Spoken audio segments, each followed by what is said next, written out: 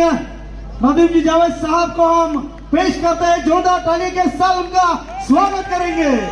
Congress party, Congress party.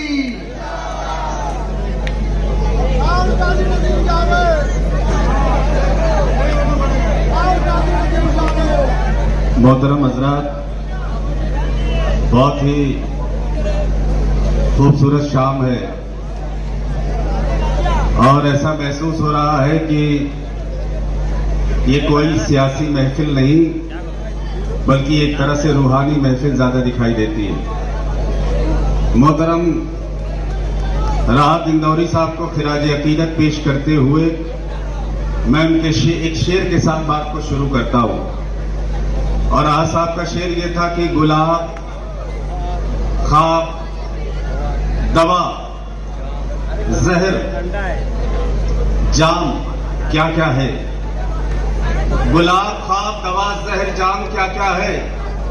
मैं आ गया हूं, बता इंतजाम क्या क्या है। कि गुलाब, ख्वाब, दवा, जहर, जाम क्या क्या है। मैं आ गया हूं, बता इंतजाम क्या क्या है। लेकिन शेर ये है कि फकीर, शाह, कलंदर, इमाम क्या क्या है। फकीर, शाह, कलंदर, इमाम क्या क्या है। तुझे खबर नहीं तेरा गुलाम क्या क्या है। आज के प्रोग्राम के मोहतरम सदर भिवंडी से एमपी रहे और हमारे बड़े भाई मोहतरम टावरे साहब, हमारे एक और भाई जिन्होंने अभी अपने कीमती ख्यालात का इजहार किया, मोहतरम रशीद ताहिर साहब, हमारे महबूब कैंडिडेट जिनको खास तौर से राहुल गांधी जी ने और कांग्रेस पार्टी ने यहां चुनाव लड़ने के लिए भेजा, डिसूजा साहब, तारिक फारूकी भाई, हमारे पुराने दोस्त इकबाल भाई, शाह आलम भाई, रानी अग्रवाल साहिबा, डॉक्टर मिर्जा साहब, तलहा भाई, भाई सत्यवीर जो वायनाड का चुनाव छोड़ के यहां पे आए, अनस अंसारी जी, शिवसेना के हमारे साथी मनोज दगे साहब, डॉक्टर नूर साहब, तलहा मोमिन साहब, शेख सलाम भाई, आमिर भाई, साफ मोमिन भाई, नौमान साहब, शोएब रंगरेज साहब, अर्शी आजमी साहब, जावेद फारूकी साहब, जैद इकबाल साहब, बहुत सारे लोग स्टेज पर हैं जिनका मैं चाहते हुए भी वक्त की तंगी की वजह से नाम नहीं ले पा रहा हूं। यहां मौजूद बुजुर्गों, नौजवान दोस्तों, माओ और बहनों, प्यारे बच्चों और आजकल मीडिया के मित्रों कहते हुए बहुत डर लगता है, इसलिए मीडिया के साथियों और मुल्क के मालिकों, यह बड़ा तारीखी चुनाव होने जा रहा है। और तारीखी चुनाव सिर्फ इसलिए नहीं कि भिवंडी से कोई 2 असेंबली की सीट है और 2 एमएलए चुनकर आप यहां की विधानसभा के अंदर भेज देंगे। ये इलेक्शन अहम इसलिए होने जा रहा है कि इलेक्शन हिंदुस्तान का भी मुस्तकबिल तय करने वाला है। यहां की रियासत के साथ साथ झारखंड का भी चुनाव संपन्न होगा और जो नतायज होंगे उसका असर हिंदुस्तान की सियासत पर जरूर पड़ने वाला है। 2014 के लोकसभा के इंतखाबात के बाद हिंदुस्तान की सियासत को बदलने की कोशिश राष्ट्रीय स्वयंसेवक संघ और भारतीय जनता पार्टी के इशारे पर कन्याकुमारी से कश्मीर और अटक से लेकर कटक तक लगातार होती रही और राष्ट्रीय स्वयंसेवक संघ के और भारतीय जनता पार्टी के नेतृत्व के इशारे पर अगर कोई सबसे बड़ा तबका है तो वो अकलियत के लोग हैं और खुसूसन मुसलमान हैं, जिन पर लगातार हमला करने की कोशिश हो रही है। 14 का चुनाव जीते, 19 का लोकसभा का चुनाव जीते और जब 24 का लोकसभा का चुनाव आया तो अहंकार इतना बढ़ चुका था कि कहा गया कि हम 400 सीटें जीतेंगे। लेकिन उसके पहले कन्याकुमारी से कश्मीर, मणिपुर से मुंबई, अभी ताहिर भाई कह रहे थे लेकर कौन चला और उस वक्त में किसने हिंदुस्तान के आवाम की आवाज को बुलंद करने का काम किया। हमें इस बात को कहते हुए फख्र होता है कि जब पूरा हिंदुस्तान खामोश था, कहीं से किसी तरह की कोई आवाज शाह और तानाशाह के खिलाफ नहीं निकल रही थी तो एक आवाज थी जिसने कहा था कि हाँ, हम दलितों की आवाज को उठाएंगे, हम हिंदुस्तान के मुसलमानों की आवाज को उठाएंगे, हम हिंदुस्तान के कमजोरों की आवाज को उठाएंगे। और ये संविधान जिसके पन्ने लेकर राहुल गांधी पूरे हिंदुस्तान के अंदर घूमे और कहा गया कि ये संविधान जिसका पहला पन्ना कहता है कि समानता होगी, हिंदू और मुसलमान बराबर होगा, दलित और ब्राह्मण बराबर होगा, मर्द और औरत बराबर होगी, अगड़ा और पिछड़ा बराबर होगा, गरीब और अमीर बराबर होगा। संविधान के पन्नों पर बाबा साहब अंबेडकर के बनाए हुए पन्नों पर लगातार हमला करने की कोशिश राष्ट्रीय स्वयंसेवक संघ के इशारे पर अगर शाह और तानाशाह कर रहे हैं तो एक आवाज है, वो राहुल गांधी की आवाज है जिन्होंने इसके खिलाफ मजबूती से लड़ाई लड़ने का काम किया। और राहुल गांधी के साथ कौन खड़ा हुआ, मुझे फख्र है इस बात को कहते हुए, कौन खड़ा हुआ राहुल गांधी के साथ? पिछले लोकसभा के चुनाव में चौधरी साहब, अयोध्या की महान जनता को मैं भिवंडी की सरजमीन से सलाम करता हूं। अयोध्या की महान जनता ने गठबंधन को चुनाव जितवाया, भारतीय जनता पार्टी को चुनाव हरवाया। हम बधाई देते हैं इलाहाबाद की जनता को, प्रयागराज को, गठबंधन जीता, भाजपा हारी। मुझे फख्र है कि मुझे प्रियंका गांधी ने कहा रायबरेली में कि नदीम बनारस के चुनाव को पूरी शिद्दत के साथ लड़ना है। दीवानों की तरह से हम लोगों ने बनारस में काम किया। 500 करोड़ रुपए मोदी ने और अमित शाह ने बांटे बनारस में।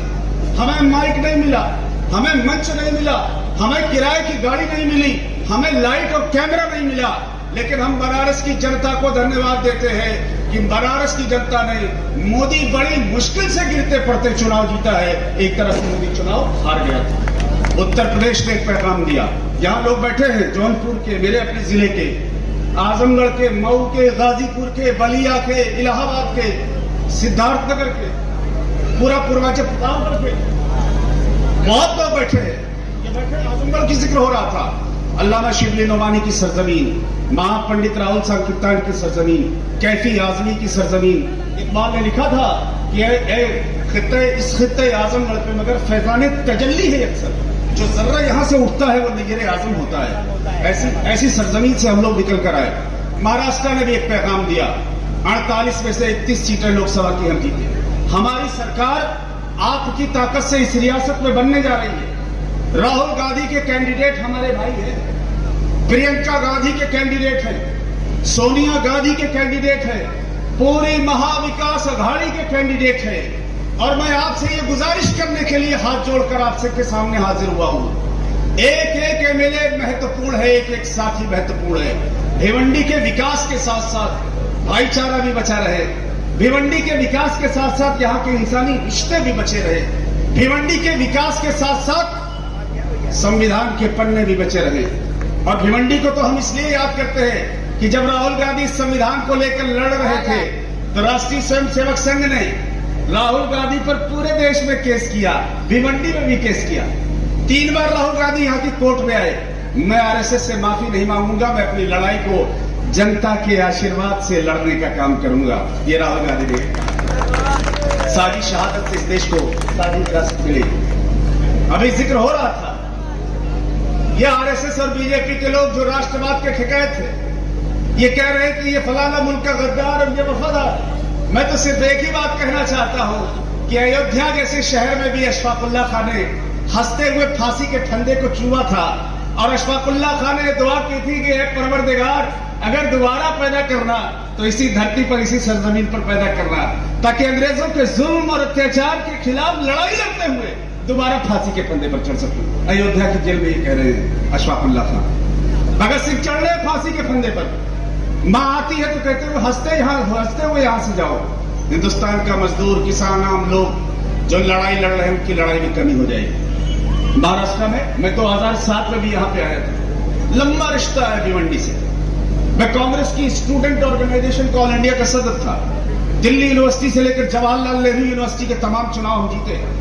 स्वर्गीय विलासराव देशमुख जी यहाँ पे मुख्यमंत्री थे। ताहिर रशीद साहब एमएलए हुआ करते थे। हमने इनके साथ कई मीटिंग्स की और उसके बाद भी लगातार सिलसिला रहा। जिंदगी की कहानी है, जो वक्त गुजर जाता है वो बड़ा खूबसूरत होता है। जो गुजर रहा होता है वक्त, उससे इंसान मुतमईन नहीं होता। जो आने वाला वक्त होता है उससे इंसान डरा होता है कि पता नहीं कैसा होगा, क्या होगा। जिनको हम छोड़ चले वो जहां कैसे है, शाखे गुल कैसी है, खुशबू के मकान कैसे है, ये सबा तू तो उधर ही से गुजरती होगी, उस गली में मेरे कदमों के निशान कैसे है। मैं यही कहना चाहता हूं, भाई ने कांग्रेस पार्टी के डिस्ट्रिक्ट प्रेसिडेंट की शक्ल में जिम्मेदारी के साथ काम किया है। और जैसे कि रशीद भाई ने भी कहा, हमारे एमपी साहब ने भी कहा, और एमपी साहब तो विलास राव जी के बड़े खास लोगों में थे, विलास राव देशमुख जी के, इनके साथ हमने उस वक्त बड़ा काम किया था। राहुल गांधी बहुत गंभीर है, बहुत सीरियस है अकलियतों के हुकूक को लेकर, दलितों के हुकूक को लेकर, पिछड़ों के हुकूक को लेकर। और सीए एनआरसी जब हुआ था, और मुझे फख्र है इस बात का कि जब सीए के प्रोटेस्ट चले पूरे हिंदुस्तान के अंदर, हम लोगों ने जामिया से स्टार्ट किया था। रात में कमिश्नर के यहां गए दिल्ली पुलिस में, पूरे हिंदुस्तान में सीए एनआरसी का प्रोटेस्ट चला, कोई नेता बाहर नहीं निकला। सबसे पहले कोई निकला तो इंडिया गेट पर प्रियंका गांधी, दूसरा कोई निकला तो राहुल गांधी, तो तीसरा कोई निकला तो सोनिया गांधी, और हिंदुस्तान में वो मूवमेंट खड़ा हुआ। आज वक्त का सवाल है, इस वक्त के सवाल पर अगर कोई आवाज है, कोई पार्टी बोल रही है दलितों के हुकूक पर, तो पार्लियामेंट के अंदर राहुल गांधी ने जिम्मेदारी के साथ वक्त के सवाल को उठाने का काम किया है। इसलिए मैं आपसे गुजारिश करना चाहता हूं, विकास तो होगा ही, कांग्रेस का मतलब ही विकास है, कांग्रेस का मतलब ही भाईचारा है, कांग्रेस का मतलब ही लोगों को जोड़ने की कोशिश करना है। हम कभी नफरत की बात नहीं करेंगे, हम कभी बदलाव की भटकाव की बात नहीं करेंगे। लेकिन रशीद भाई ने ठीक कहा, और वो कहते हुए इस बात का उन्होंने इशारा किया कि कुछ लोग कौम के नाम पर वोट की सियासत करते हैं। कुछ लोग तो हैदराबाद में कर रहे थे, आजकल वहां कांग्रेस की तारीफ कर रहे हैं। मैं तेलंगाना कांग्रेस का प्रभारी रहा, रेवंत रेड्डी हमारे कांग्रेस पार्टी के मुख्यमंत्री हैं, हमारे दोस्त हैं, कल आएंगे वो मुंबई में प्रेस कॉन्फ्रेंस करने के लिए। तो आजकल हैदराबाद वाले तो कांग्रेस की तारीफ शुरू कर दी उन्होंने। दूसरी पार्टी का जिक्र आपने किया कि उनके रियासत के जो सत्र हैं वो तो कौम के नाम पर आप लेते हैं, लेकिन कौम को गड्ढे में डालकर अकबर इलाहाबादी ने कहा था कि कौम के गम में डिनर खाते हैं हुक्काम के साथ, रंग लीडर को बहुत है मगर आराम के साथ। तो ये लोग कौम का सौदा तो कर लेते हैं, लेकिन जब आपकी लड़ाई लड़ने की बात आती है तो लड़ाई लड़ने वाले नहीं। लड़ाई कोई लड़ेगा तो ये संविधान लड़ेगा, लड़ाई कोई लड़ेगा तो कांग्रेस पार्टी लड़ेगी, लड़ाई लड़ेगा तो भाई के साथ मिलकर राहुल गांधी के कदम से कदम मिलाकर हमारा साथी लड़ेगा। और हम आपको यकीन दिलाते हैं, हम आपको यकीन दिलाते हैं कि मैं खुद एमएलए रहा हूं और आपकी दुआओं से उत्तर प्रदेश की विधानसभा के अंदर बहुत मोतबर और बहुत बुलंद आवाज की तरह से मैंने काम किया था। मैं एक बार बहुत जिम्मेदारी से कहना चाहता हूं, फोरम अगर जिम्मेदारी का नहीं है, बैनर में अगर जान नहीं है, आपकी टॉप लीडरशिप पे अगर जान नहीं है, तो कोई काम जमीन पर होने वाला नहीं है। कांग्रेस की सरकार बनेगी, शिवसेना की, एनसीपी की, पवार साहब की, उद्धव ठाकरे जी की और कांग्रेस की मिलकर सरकार बनेगी। एक एक वोट इंपॉर्टेंट है। हरियाणा के चुनाव को मैंने बहुत करीब से दिखा, 20-25 दिन दीवानों की तरह से काम किया, और इसलिए काम किया कि पिछले 20 सालों से दीपेंद्र हुड्डा हमारा दोस्त है, भाई है, मेंबर ऑफ पार्लियामेंट है, उसके लिए हमने काम किया। हरियाणा में हर आदमी कहता था कि हम चुनाव जीत गए, हर आदमी ये बात कहता था कि कांग्रेस चुनाव जीत गई, लेकिन बाद में इस तरह के नतीजे आए कि हमें भी यकीन नहीं हो रहा है कि नतीजा किस तरह से आया है। इसलिए हुजूर आपसे एक दरखास्त करना चाहता हूं, भिवंडी की आवाम तो आपको जिताने जा रही है, आपको आशीर्वाद देगी, लेकिन मशीनों का खास ध्यान रखने की जरूरत है। वोटिंग मशीन बहुत इंपॉर्टेंट है। जिस तरह के नताए आ रहे हैं, मुझे तो कम से कम ये यकीन है कि ओरिजिनल नतायज नहीं है। आप वोट भी देना चाहें, ये लोकतंत्र है, इसमें जनता मालिक है, इसमें आप फैसला करते हैं कि ये मालिक बनेगा, ये राजा बनेगा और ये रंक बनेगा।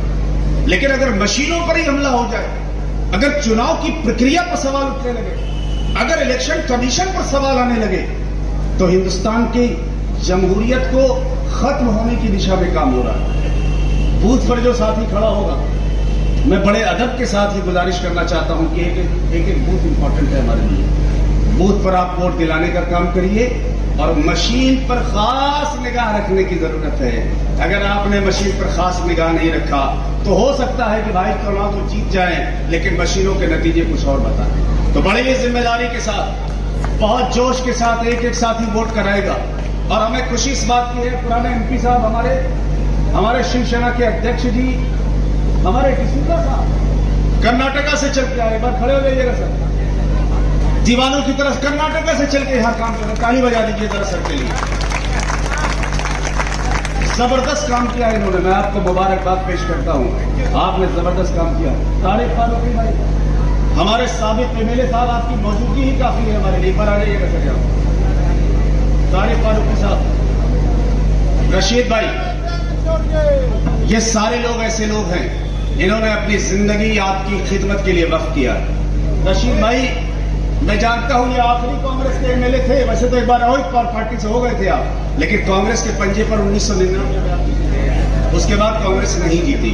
आज आप खड़े हैं, हमारा यकीन है कि आपके खड़े होने से, एमपी साहब के खड़े होने से, हमारे शिवसेना के साथी के खड़े होने से, हमारे तारिक भाई के खड़े होने से और डिसूजा साहब जैसे लोग जो कर्नाटका से चल के आए, इनके खड़े होने से आपकी ताकत इंशाअल्लाह अजीज हमें पूरी शिद्दत के साथ मिलेगी, ऐसी हम उम्मीद करते हैं।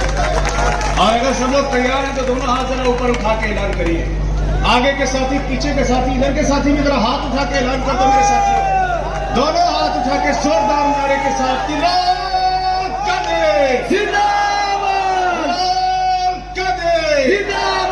कांग्रेस पार्टी जिंदाबाद, कांग्रेस पार्टी जिंदाबाद। इसी के बीच में आदरणीय पवन जी खेड़ा साहब का भी आगमन है।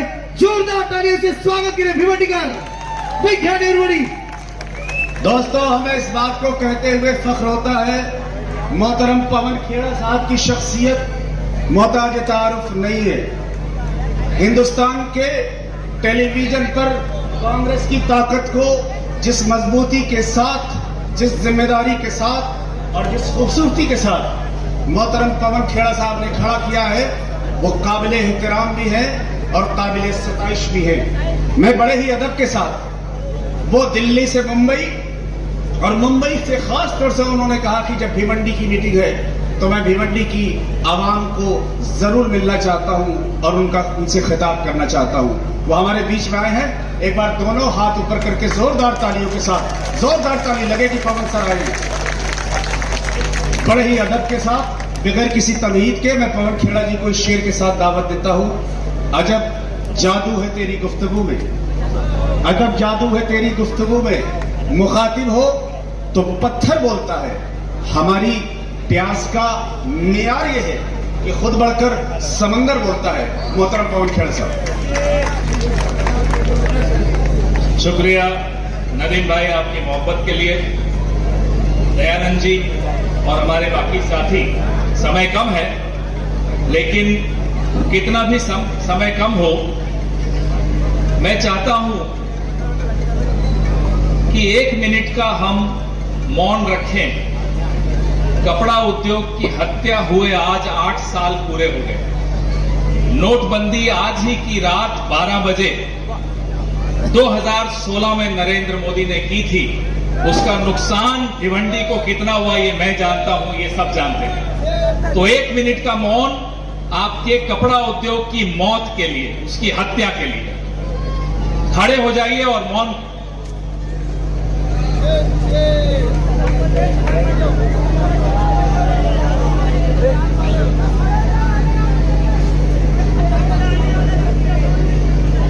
शुक्रिया, आप बैठ सकते हैं। ये मौत नहीं थी, ये हत्या थी और ये हत्या नरेंद्र मोदी ने की थी। आप लोगों का कपड़ा उद्योग कबाड़ के हाथ बेच दिया नरेंद्र मोदी ने। भिवंडी की आत्मा रो पड़ी, उसके दिल में दर्द है, जख्म है। पावर, जो बिजली की यह हालत है, वो दिल्ली तक उसकी खबरें आती हैं। कोई एक मंत्री बैठा है जो आपकी बिजली चुरा रहा है, एक प्राइवेट सेक्टर के एक बड़े सेठ को बिजली का काम दे दिया और बिजली की जो हालत है ये हम जानते हैं। तो आपको नौकरी की चोट, आपके व्यवसाय की चोट, आपके पेट पर लात मारी है नरेंद्र मोदी।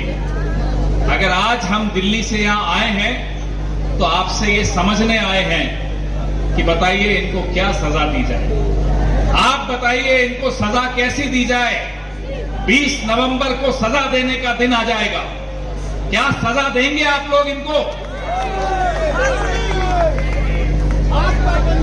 थोड़ा ऊंचा बोलिए, नरेंद्र मोदी को सुनाई देगा। आपने बोला राहुल गांधी, 4000 किलोमीटर राहुल गांधी पैदल चले, आपके लिए चले, मेरे लिए चले, हम सब भाइयों के लिए चले। वो 4000 किलोमीटर चलने की जरूरत क्यों पड़ी राहुल गांधी को? क्योंकि टीवी पे जब आप टीवी चलाकर खबरें देखते हो तो ये नहीं दिखाया जाता कि भिवंडी के उद्योग बंद हो गए, उसमें कहीं नहीं दिखेगा। नहीं दिखाया जाएगा कि आपकी बिजली के बिल कितने आते हैं, वो भी नहीं दिखाया जाएगा। नहीं दिखाया जाएगा कि कैसे नौजवान को ड्रग्स की लत दी जा रही है, नहीं दिखाया जाएगा। उस पर सिर्फ नरेंद्र मोदी का हंसता हुआ नूरानी चेहरा दिखेगा। क्या वो चेहरा देखने चाहते हो आप? राहुल गांधी इसलिए सड़क पर निकले थे कि भिवंडी के कपड़ा उद्योग के मुद्दों पर चर्चा हो, उस पर बात हो, उस पर आगे क्या सुझाव हो लोगों का, कैसे उसको ठीक कर सकते हैं, कैसे दुरुस्त कर सकते हैं, इस पर चर्चा हो। 2 लोगों की सरकार दिल्ली में बैठकर आपको लूटे तो राहुल गांधी तो घर पे नहीं बैठ सकता चुपचाप। वो निकलेगा, लड़ेगा आपके लिए। वो अक़लियतों की लड़ाई लड़ेगा, वो दलितों की लड़ाई लड़ेगा, महिलाओं की लड़ाई लड़ेगा, नौजवानों की लड़ाई लड़ेगा, किसानों की लड़ाई लड़ेगा। उसको कोई रोक नहीं सकता। कोशिश बहुत की उसको रोकने की, लेकिन नहीं रुका। तो राहुल गांधी अगर आपके लिए 4000 किलोमीटर चल सकता है तो आप 20 तारीख को सुबह 6 बजे उठ के पोलिंग बूथ तक तो चलोगे या नहीं चलोगे? नाश्ता और खाना बाद में, पहले बटन दबाना है। महाविकास अघाड़ी के हमारे दोस्त दयानंद भाई, आइए दयानंद जी, ये ऐसा आदमी है, इनके बारे में मैं भी सुन रहा था कि ये दिन रात आप सो जाना, ये जागता रहेगा। और ये जागता रहेगा जब तक भिवंडी की सड़कें ठीक नहीं कर देते, जब तक यहां के नौजवान को सही रास्ता नहीं दिखा सकते कि साहब इस रास्ते पे चलोगे तो नौकरी मिलेगी, और जब तक जो हमारी 5 सूत्री गारंटियां हैं, जब तक हमारे दयानंद जी लागू नहीं कर देते उनको, ये सोएंगे नहीं। ये आज यहां कसम खा रहे हैं, आज ये शपथ ले रहे हैं। नौजवान को 4000 रुपए की ये दिलवाएंगे, 4000 रुपए महीना नौजवान को दिलवाएंगे, 3000 रुपए महीना महिला को दिलाएंगे।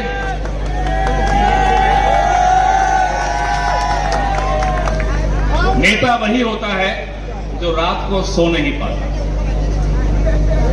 जिनको आपने सरकार दी, जो चोर दरवाजे से सरकार बना रहे हैं, वो दिन को भी लूटते हैं, रात को भी लूटते हैं, आपको सोने भी नहीं देते, और उसके बाद आंखें और दिखाते हैं, नए नए नारे लेकर आते हैं। न हम बटेंगे न हम कटेंगे, ये लिख लीजिए, और न हम डरेंगे न हम मरेंगे। हम वो लोग नहीं है जो डरते हैं। मोदी जी को कह देना कहीं और जाकर डराए। डरते वो हैं हमारी इस एकता से, इस भाईचारे से वो डरते हैं। क्योंकि जब भी हम लोग एक होते हैं, भारतीय जनता पार्टी दूर दूर तक दिल्ली नहीं आ सकती। आज आप लोगों के हाथ में है इनके ये सारे नारे और इनकी ये लूट खसोट की ये खोखा सरकार। ये खोखेबाज भी हैं और ये धोखेबाज भी हैं। इनको अगर हराना है, एक हो जाइए, इनके नारों में मत आइए, इनके झांसे में मत आइए, इनसे डरिए मत। ये सबसे बड़े डरपोक हैं, मैं जानता हूं इनकी असलियत। और जो डराता है वो सबसे ज्यादा डरपोक होता है। तो इनकी बातों में मत आइएगा। बिल्कुल ठान लीजिए, दयानंद जी को आप वोट तो दे रहे हैं, वोट राहुल गांधी को मिल रहा है, वोट मल्लिकार्जुन खड़गे को मिल रहा है। इसलिए वोट आपकी ताकत है, 5 साल में एक बार आता है। गंवाना मत। और मैं आपको ये वादा करके जा रहा हूं, जब हमारी सरकार महाविकास आघाड़ी की बनेगी तो दयानंद जी को इतना काम मिल जाएगा कि वैसे ही ये सो नहीं पाएंगे। अब इशारा कर सकते हैं, इससे ज्यादा तो हम बोल नहीं सकते। कहां है दयानंद जी? इनको बहुत काम देने वाले हैं महाविकास आघाड़ी सरकार में। देख लीजिए शक्ल अच्छी तरह से।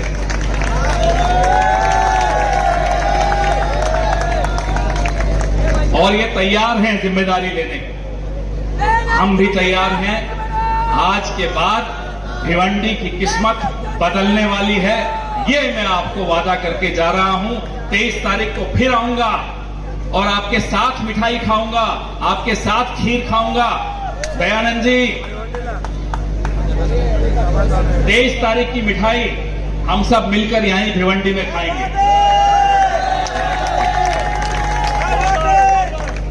ये वादा है हमारा। और आपको शिकायत का मौका नहीं मिलेगा। राहुल गांधी जी ने नदीम भाई को, दयानंद जी को और मुझको ये कह के भेजा है कि भिवंडी वालों को कहना कि उनके बारे में मैं बहुत सोचता हूं, उनकी सारी समस्याओं को मैं जानता हूं, उनकी समस्याओं को मैं दूर करना चाहता हूं। एक बार आप सरकार बनाइए, फिर देखिए कैसे किस्मत बदलती है। 20 तारीख आपकी किस्मत बदलने की तारीख है। जय हिंद, जय महाराष्ट्र, जय कांग्रेस। धन्यवाद सभी आज के अतिथिगण, आदरणीय नदीम जी जावेद साहब, पवन जी खेड़ा साहब।